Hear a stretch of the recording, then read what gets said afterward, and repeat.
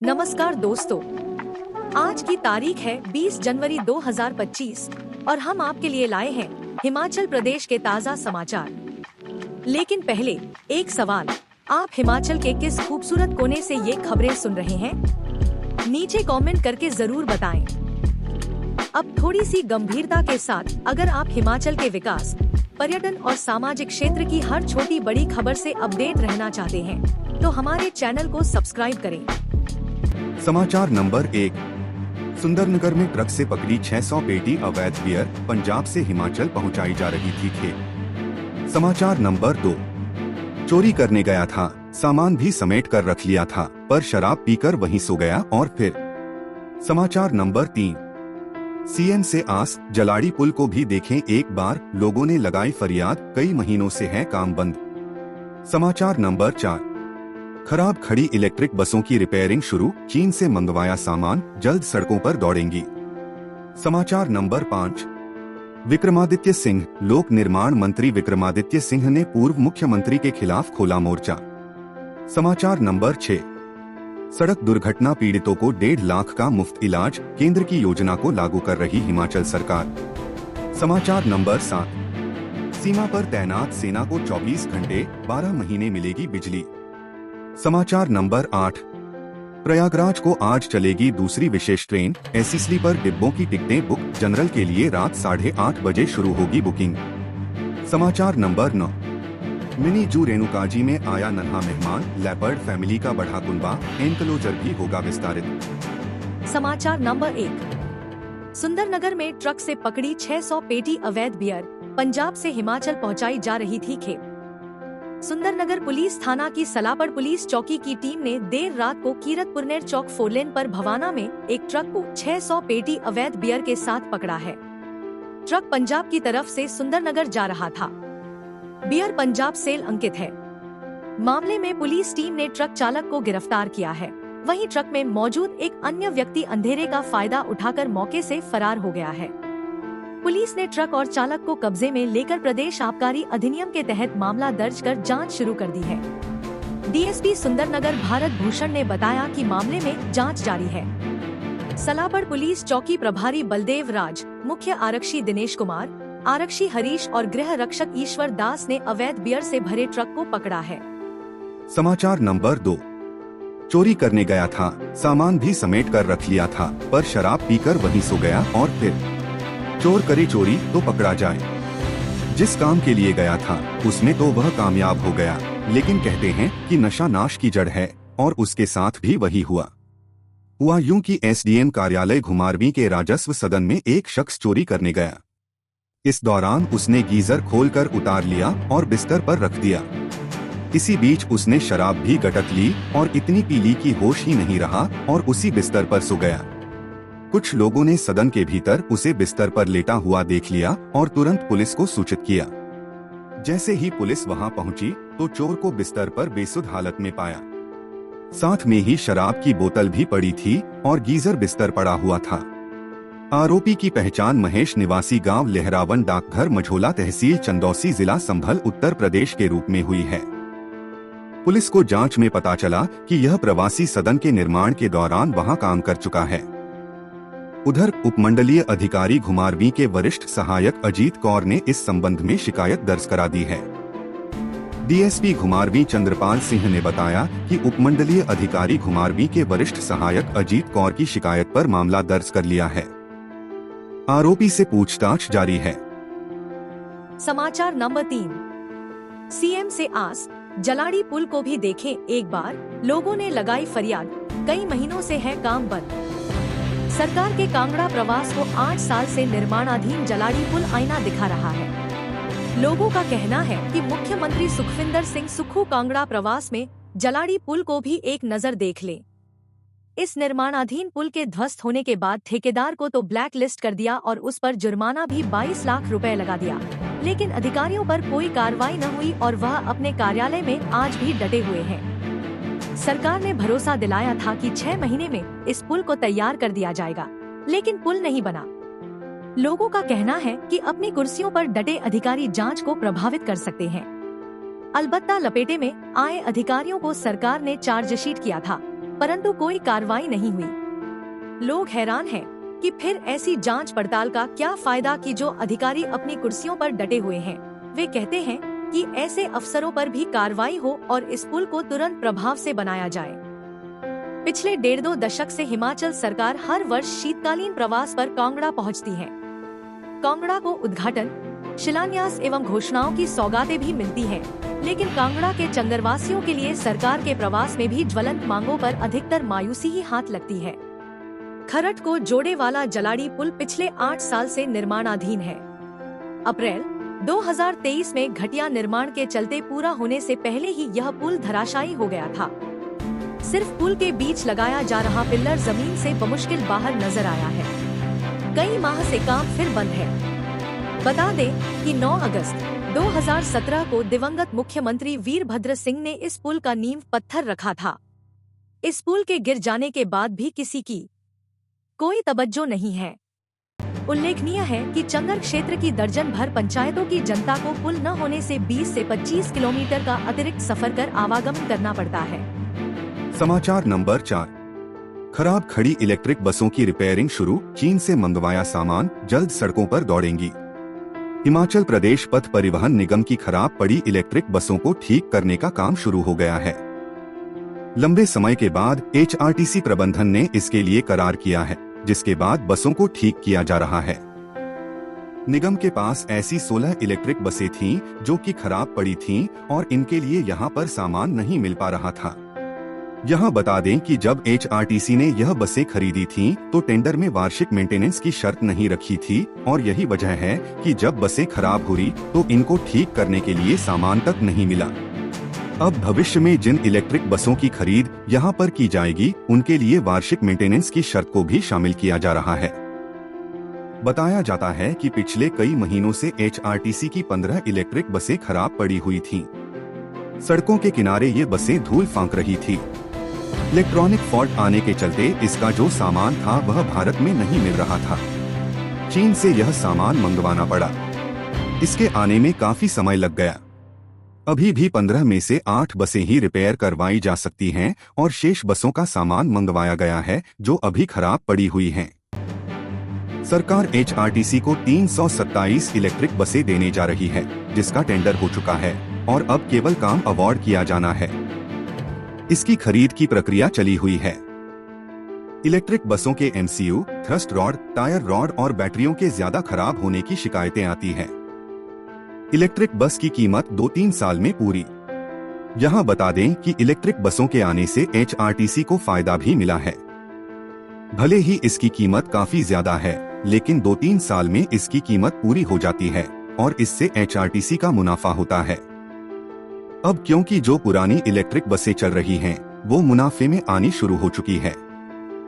ऐसे में भविष्य में HRTC अपने बेड़े में इलेक्ट्रिक बसों को ही शामिल करना चाहता है, जिसके लिए सरकार भी उसका सहयोग कर रही है।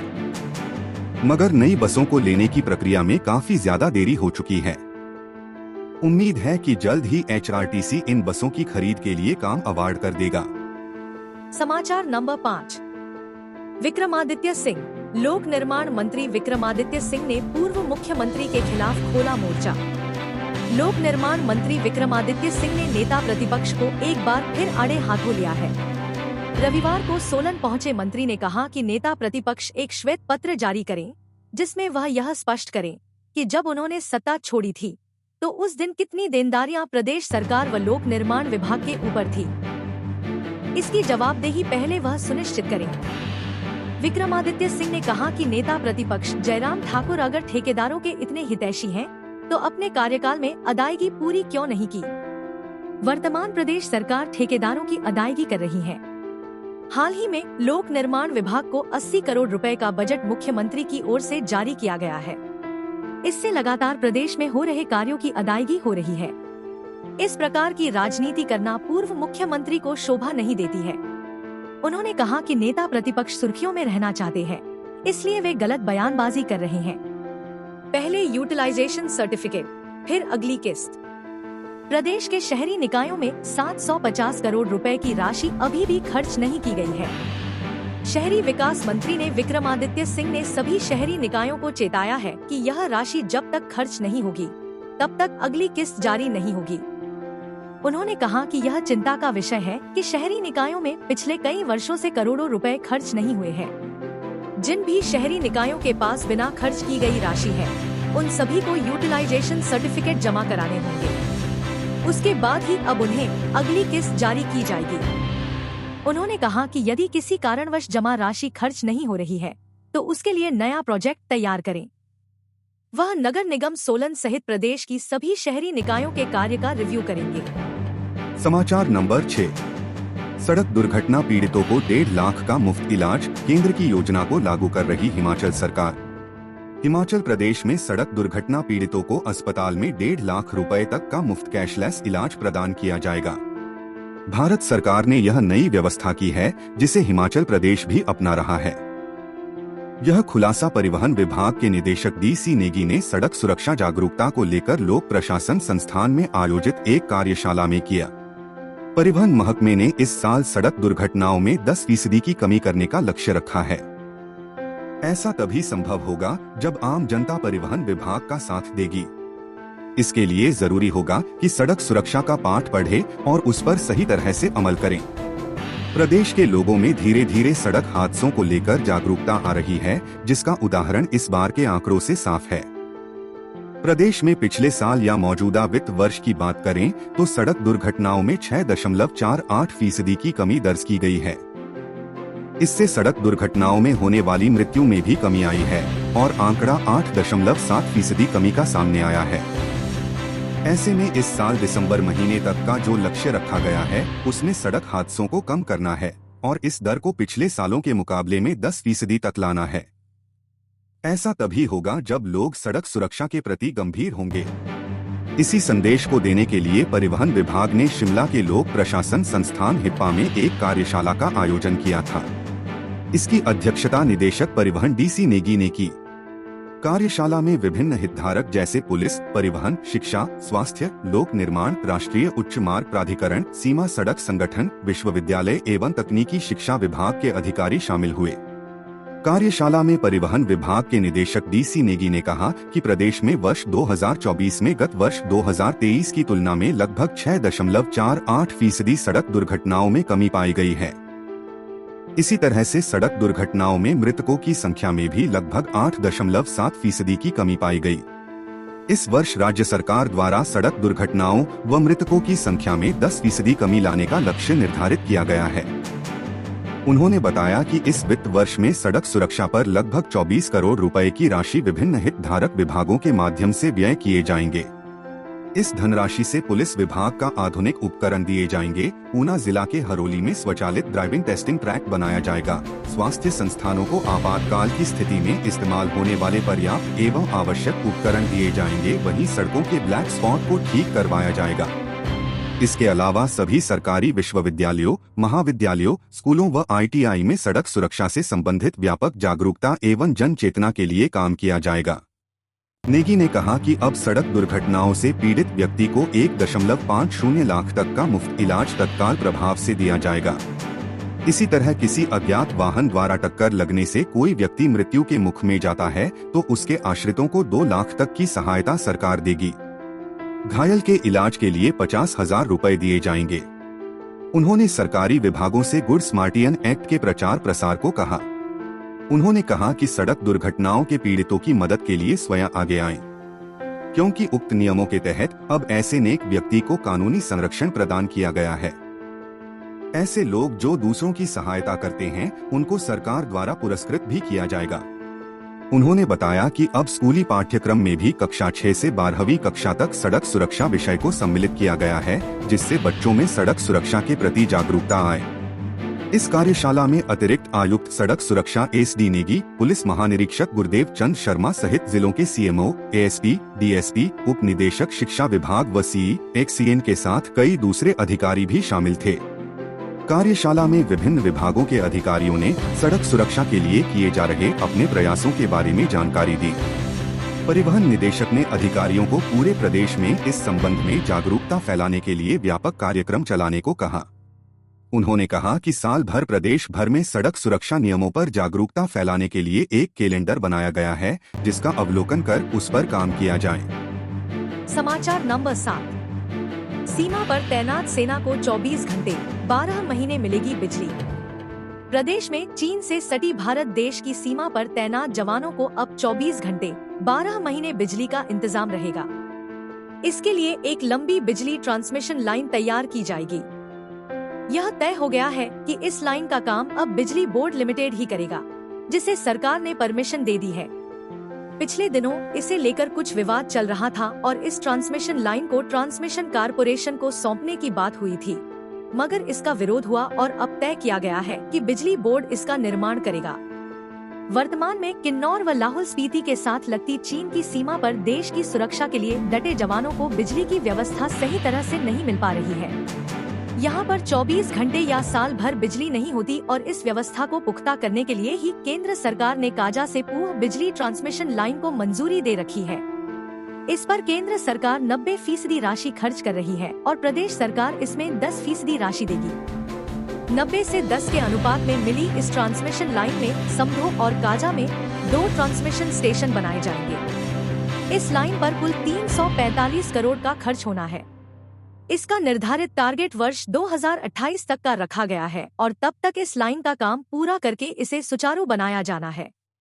इस ट्रांसमिशन लाइन का सबसे बड़ा फायदा न केवल सीमा पर डटे फौजी जवानों को होगा, बल्कि काजा व उसके साथ लगते सभी गांवों को सुदृढ़ बिजली की आपूर्ति होगी। यहाँ पर यदि सोलर प्रोजेक्ट भी लगाए जाएंगे तो उससे होने वाले बिजली का उत्पादन भी इस लाइन द्वारा बाहर निकाला जा सकता है। यहाँ सेना के लिए भी सोलर प्रोजेक्ट्स के माध्यम से ही बिजली दी जाती है, जो कि बैटरी बैकअप के साथ है। भविष्य में इस तरह की जरूरत नहीं रहेगी। पूह में स्टेशन भी तैयार। 130 किलोमीटर लंबी ट्रांसमिशन लाइन पूह से काजा तक बनेगी। पूह में ट्रांसमिशन स्टेशन बन चुका है, जहां पर दूसरी परियोजनाओं की बिजली पहुंचती है, मगर इससे आगे एक छोटी लाइन के माध्यम से बिजली को काजा तक पहुंचाया जा रहा है, मगर यह बिजली कभी भी बाधित हो जाती है।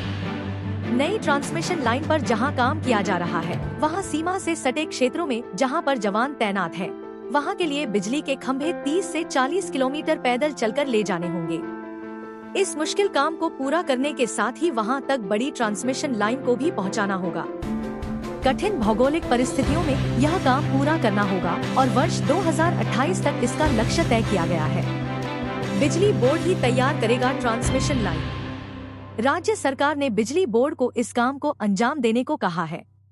इसे लेकर एक विवाद खड़ा हुआ था, मगर अब सरकार की ओर से आदेश बिजली बोर्ड को मिल गए हैं। पिछले कल ही यह आदेश सचिव ऊर्जा की ओर से दिए गए हैं, जिसके बाद साफ हो गया है कि बोर्ड पहले की तरह इस काम को करता रहेगा। उससे काम छिन जाने को लेकर कर्मचारियों ने भी विरोध शुरू कर दिया था। अब कर्मचारी वर्ग को भी राहत मिली है, वहीं बोर्ड को एक बड़ा काम मिला है। समाचार नंबर 8। प्रयागराज को आज चलेगी दूसरी विशेष ट्रेन। एसी स्लीपर डिब्बों की टिकटें बुक। जनरल के लिए रात 8:30 बजे शुरू होगी बुकिंग। ऊना से फाफामऊ जंक्शन प्रयागराज के लिए दूसरी विशेष ट्रेन सोमवार को चलेगी। 20 जनवरी को रात 10:05 पर यह रेल अम्बनदौरा रेलवे स्टेशन से प्रस्थान करेगी। 10:30 पर रेल ऊना रेलवे स्टेशन पर पहुंचेगी। यहां 5 मिनट के ठहराव के बाद 10:35 पर रेल प्रयागराज के लिए रवाना होगी। अम्बनदौरा रेलवे स्टेशन से लेकर प्रयागराज तक विशेष ट्रेन 17 रेलवे स्टेशनों पर रुकेगी। इस रेल के जरिए करीब 900 श्रद्धालु प्रयागराज महाकुंभ में स्नान के लिए जाएंगे। रेल के एसी कोच व स्लीपर कोच पूरे भर चुके हैं।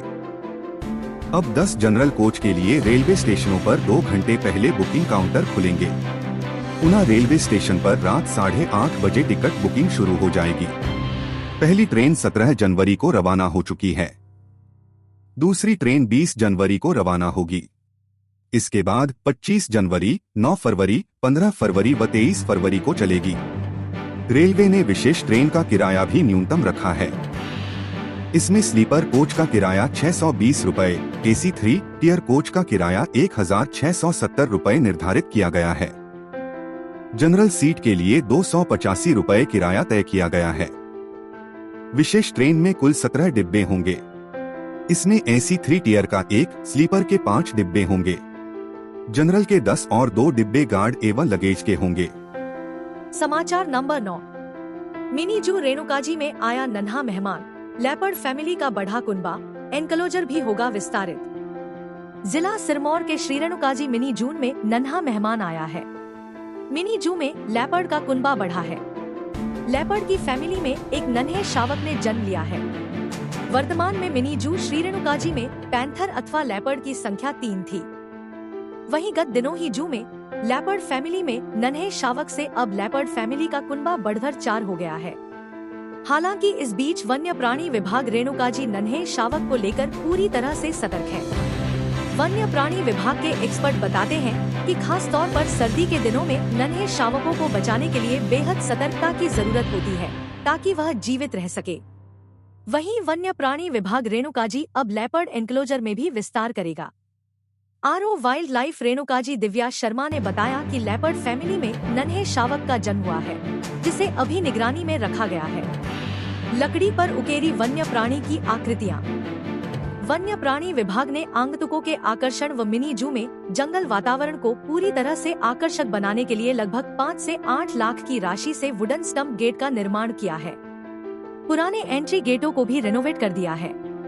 RO wild life Divya Sharma ने बताया कि मिनी जू के दोनों एंट्री गेट पर आर्टिस्ट वुडन स्टंप गेट का निर्माण करवाया गया है, जिसमें वन्य प्राणी की आकृतियां लकड़ी पर उकेरी गई हैं।